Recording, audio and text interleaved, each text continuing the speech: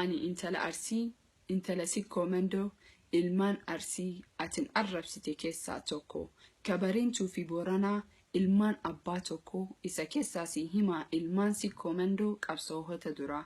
Ka akka Waaqoo guutuu diin ofirraa mure. Ka akka Aadam Saaddoo iccitii nyaate. Akka Aliyyii Cirrii muka keessatti galee diin ofirraa gate. Ka dura dhaabatee warra waa beenu jedhee ka dammaysee kaase. Akka Huseen Bunee leenca gaara galu diin ofirraa haru. Akka Huseen Suraa nama mara duraa tokkummaa barsiise amba mara duraa. Ilmaan Sikkoomandoo arraballee hin qabdu warra nu arrabse qalbiin isaa cabdu.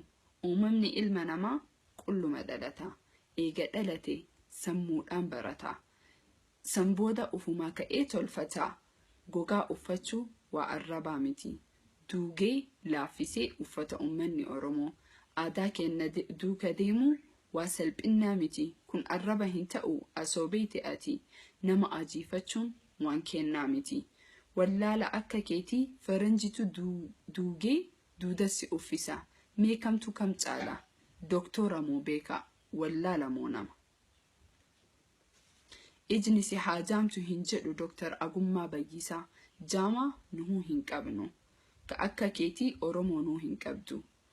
Ingiliffaa dubbatteef waa barmoota hin ta'u. Suufii uffatteef waa beekumsa hin ta'u. Jaamaa akka keetii uguruu hin gahu. The problem with you, you are selfish, you are ungrateful, you are judgmental. Never mind who I am. Am I just a creature to you or a piece of crap?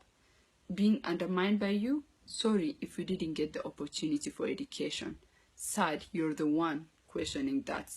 You say we talk trash and spread hate? Touche, you're the one saying that. How can you forget the pain and sleepless nights?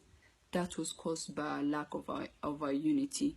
Or you wouldn't know that because you are on your bed with a mag on your hand.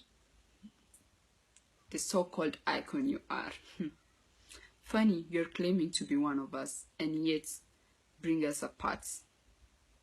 We got here with our unit. If you are not helping, you should leave us with that.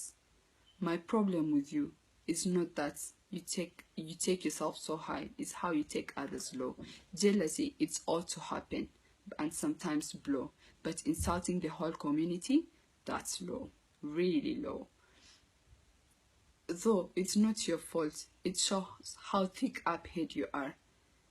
If you are paid to create some tension, you can mention, how can you be our sunshine if you are not the moon in our stars? Ilmeen fardaa waashillee dhabdu maree hin dhabdu.